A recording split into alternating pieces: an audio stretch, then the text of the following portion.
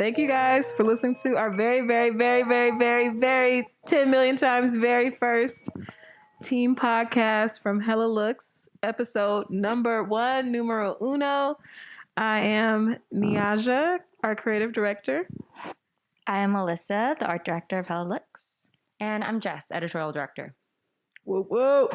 And we should all say where we're from too, because like we're from the best places in the world. I'm from Oakland, California.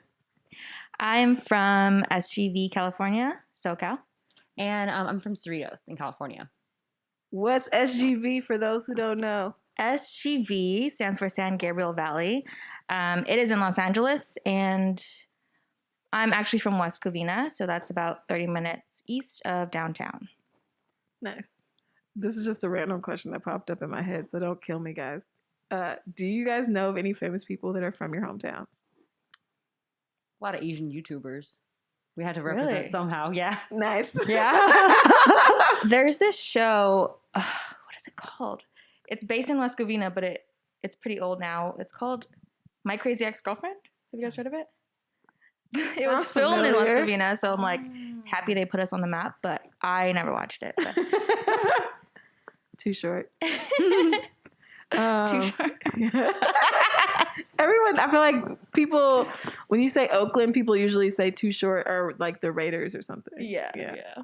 But yeah, so this is our team podcast. We're going to be talking about some light and heavy and medium topics that come up in our lives and in the world that we want to talk about and dig deeper into.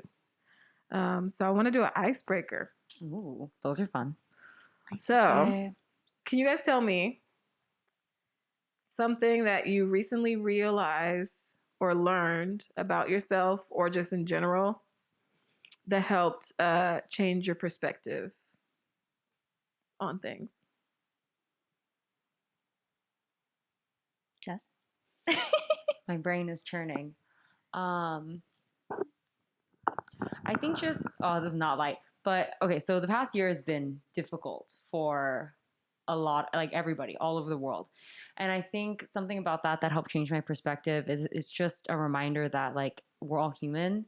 And then also with like the like racial injustice, social justice movements, just to name a few, it shows the power of what we can do as people when we come together as people, not as like black, white, rich, poor. Like obviously those things will always be barriers and like divide us, but like how much do we want to let that divide us, you know? Yeah. It's a question I ask myself, so Yeah. I'm smiling. You have to say, because we're all wearing masks, we're trying to be safe. You always have to say, I'm smiling. I do that a lot. I'm smiling under this. Or I'll I'm go smiling like, right now. or I'll like exaggerate it, like Yeah, like try to really do a Tyra smile. My eyes are like, yo, I did that to someone when they let me make a left, but I forgot I wasn't wearing a mask, and I think I scared her because my mouth was like.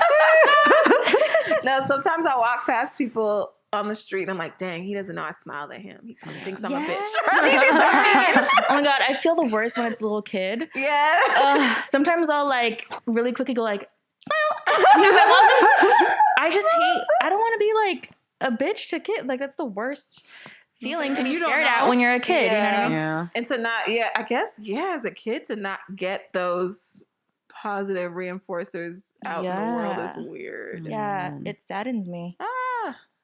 Yeah. Okay, that took a turn.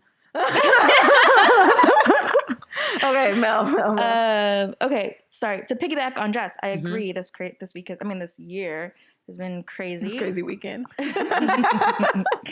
I guess the thing that I've realized or come to realize is the human's ability to adapt. So like with all the depression and all the like whatever you're going through this year, you have the ability to change your state of mind. And I've really been exploring that in isolation and in quarantine. But even like unlocking patterns within myself, even through simply learning a new instrument, I'm like unlocking these patterns that I never knew existed. Like right now I'm learning how to drum, and it requires me to work my limbs on different patterns. Oh yeah. So I feel like that's also reflective in like my mind, which is, I don't know, it's an interesting thing. I'm also learning more about myself, and yeah. That's super cool. That has to be hard. Like I like the whole.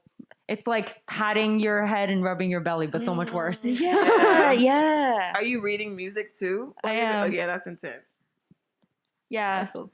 it's crazy. I feel like I didn't realize reading music comes easier to me. Like learning piano as a kid, I hated, and I would hate like reading music. But with drumming, I need notes to like really understand what I'm doing. Nice. So yeah, in that sense, I'm also learning more about myself and how my brain works. And yeah, I think being curious is a human thing that we should, embrace. Yeah, sometimes we lose that as we get Mhm. older. So my Mhm. thing actually relates to this, and I'm sure you guys know this about me already, but Mhm. I've recently accepted the fact that I have a really hard time when I don't get something perfect right away. So like if I'm learning or trying a new thing and it's hard for me, Mm. I like tell myself, "Wow, you really suck. You're so dumb. Why aren't you doing this well? You should just quit and do something that you're good at." No. And maybe not those exact thoughts, but like some version of that. So like Yeah, it's the imposter syndrome. yeah. Mm. So like I was trying to, I realized it when I broke down from like trying to do a 20-mile bike ride. Yo, on a new that's bike. not easy. Well, like I'm so used to riding mountain bikes, so like those are super easy and effortless for me. But I got a road bike, and like the handles make me sit a different way. And I think There's my no bike gears used to be, too, right? it has gears, Oh, okay. but I just don't know how to. I don't know. I didn't know my way around that bike. Mm-hmm. And I'm like, 20 miles, let's do it. But it was so hard. And it's such a silly thing, but it was so hard. I got in my head so bad. I wanted to like cry on the bike ride. And it just made me realize like, damn, you really be like ready to bounce when things get That's a good thing to realize about yourself, though. Yeah. Yes. Because I want to get to the stage where I'm learning how I learn. Mm-hmm. But I have to actually push through the uncomfortable phase of it to do that. Yes. So yeah. You go, girl. She's my cherry. I was like, how can I can't call it Uber because they gotta I got this bike with me. So I gotta go back. I gotta do the whole thing. Oh fuck. Yes, it was a day. Mm. But yeah. Oh, I'm proud of you for accomplishing that. Yeah. 20 miles is a lot. It's crazy. It was really funny because like I was with Joe, my fiance, and Sebastian, and they were going really fast. So I'm like by myself, kinda. And they're like, we like stopped at one point, and they're like, we're gonna go over a little hill, and I'm like, okay. So we get, well, they went ahead. I get to the hill, and I'm like, Neijah, you can do this. I'm like pushing super hard, and my bike just goes slower and slower as I'm going up the hill, and it stopped. No, Because I couldn't push hard. that So, yeah. happens. Yeah. But yeah, being able to like not be good at things and see it through and work on it, something I want to do. Yeah, Growth. We love to see it. it's scary. Yeah. Yeah. So there's been, well, the world has always been crazy. This country, the United States of America, is wild AF. And since this pandemic in particular, there's been a lot of things that have come to the surface, I want to say. Yeah. One of the recent things is a lot of violence, racism, and hate towards Asian people. And I wanted to talk about that as a team, with us from different backgrounds, being friends, being people who work together, being women in the world, and our experiences and how we've been dealing with this tough ass time. we have some points up here. I'll just break the third wall. Anyway, but so yeah, I guess let's start with talking about what the model minority myth is. All right, so let's unpack this. So, like, I'm sure you guys have all heard about the Stop Asian Hate movement, and that was born out of the rise in anti-Asian hate crimes and violence that really surged with the pandemic, because our former, I'm just call him 45, perpetuated a lot of hate. But that's like not where all this started. Like, violence and hate isn't just like born like that. Like, it's grown and it's nurtured through years to like grow to something as insidious as the kind of hate that turns into violent hate crimes. The model minority myth is interesting because it's the myth that like we Asian Americans were kind of told and like bought into and believed that like if we worked hard, if we showed that we were like the ideal minority, there's no such thing, that we would be accepted and that we would be able to achieve the American dream. Just keep our heads down, we work hard, and we shut up. But that's also so dangerous because it pitted minorities against each other, like pits Asians against Black, brown, like, and that races are not at fault for that. Like, we can blame white supremacy for that, which is it's scary because that's a much bigger enemy to identify and realize that you have to fight and break down than just being like, you, this race, you're the bad guy, all of you. So that was a lot. Yeah. No. It definitely, I agree with you, it wedges between the minorities. So like when separation really shouldn't be a thing between Blacks or Hispanics or what, the myth is that like, oh, Asians, they're successful, they're all doctors, they're all lawyers, they should be fine. Like, it kind of discredits from asking like what our needs really are. And I think from what I've understood, it was a term coined as like a praise to Asians, but in reality, it really just like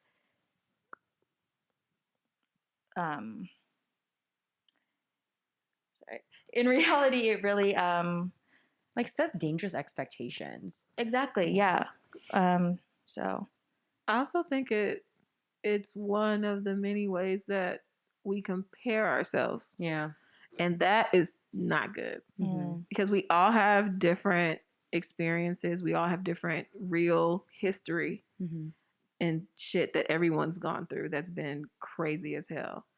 So comparing, I feel like I see a lot of people comparing like, oh, well, they didn't go through slavery or they didn't do this XYZ or they have this now or we, you know, that comparison is, if like what you were saying earlier, further divides people and then you can't see each other as human and actually have conversations and compassion for each other. It's like weaponizing our differences to push us further apart when we could and should celebrate them and find like lift each other up for those like differences and like support each other when the other needs it. Yeah, definitely. Yeah, even I remember growing up in a predominantly Asian public school, the systems itself like would lump Asians together. I remember being in like a sixth grade history class and every single person, maybe except for like 2 in that classroom, was Asian. And I'm just like, I mean, I'm sure as children, we don't really understand. We're still like trying to understand reality and but these things are already embedded. You can feel in it. Children. Yeah. You might not be able to voice it, but you can feel it even as a child. Yeah. It's true. And even the term minority, it is lumping like it's lumping not only Asians, Latinx, Black, all these like different ethnicities, but then even under those like umbrella race terms, there's so many different countries in Asia. And same with like Black culture, same with Latinx culture. Like, I'm not even listing everything that I should list, but it is so dangerous to lump all these peoples together under the label minority and just be like, oh, if we give the minorities this, then it'll be good. Yeah, that's so true. Yeah, it's like the different, like, but it's like we have different experiences, we have different difficulties, like it's so much more complex, but it's really easy to be like minorities. Mm-hmm. Yeah, definitely. Oh, that's yes. Sorry. Yeah, definitely. And I think that's why we end up like fighting for this like piece of equality pie. Yeah. When the only thing that all of these ethnicities have in common is poverty, of course, like it's going to lead to clash, but it's not a coincidence that the thing that we all have in common tends to be poverty. Yeah, I mean, when we were talking about white supremacy earlier, I'm thinking like, because I think white people are a victim of white supremacy as well. Mm-hmm. But I'm trying to think like what, and I probably should have researched this ahead of time. What's the difference between capitalism and white supremacy?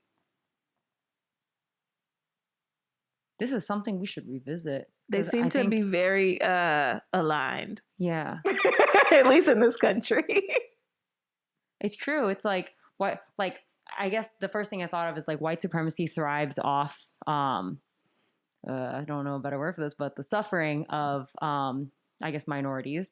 And then capitalism also thrives off the back and the hard work of minorities. Sorry to use the term People that of color. People of color. That's better. Thank you. This is why we need each other. I was just, from what you're saying, it sounds, and I'm thinking this, I'm not putting this into your, like this thought into your mouth, but white supremacy chooses who suffers in capitalism and who reaps the benefits of capitalism the most. Mm-hmm. Don't quote me on that. That's not a fact. That's my opinion as of now. But yeah, that's how it feels.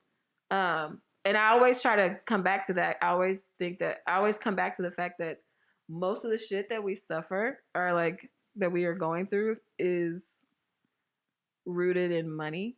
Mm-hmm. And people, and we're just like getting like the average everyday person is like getting manipulated from so many different places. And then we like fight each other because we're believing all this stuff that we've been manipulated to believe. Yeah. So where do we go from there? Yeah. How do we come together? How do you talk to people who feel like they've been hurt by a group of people, or they can't trust certain spaces? Or okay, so speaking from personal experience and actually conversations I've recently had, like I think at this point we all know that there is a little bit of racism in everybody, just from our upbringing, from our experiences.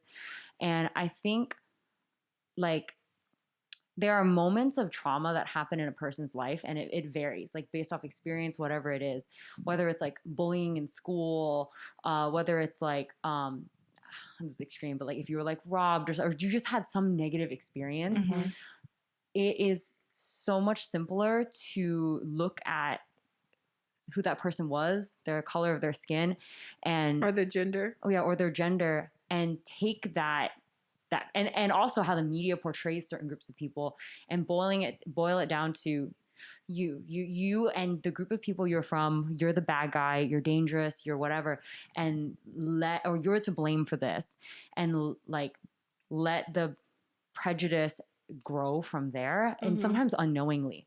I think a really important thing is to sort of unpack that, and then the first thing is like to admit that you maybe feel this way towards like this group of people or like certain genders, and then do the work to unpack the reasons why. Talk to people you trust about it. It doesn't mean that those traumatic experiences are invalid. Like those are your experiences. There's reasons you feel this way, but is the prejudice like valid? Like maybe not. Like maybe we unpack that and like talk about it. Like I've had talks about that like with my mom and stuff, and like she's grown a lot too, just from the fact that like we talk about it. So I think like having safe spaces to talk about it, or podcasts to talk about it. Shameless plug. Follow Hello Looks on Instagram. HELLALOOKS. Yeah. Yeah, it's not in there. But yeah, I think safe spaces, talking about it, admitting that like we all have a little bit to learn, a lot to learn still. Right. As long as you're alive, you have more to learn. Yeah. Mm.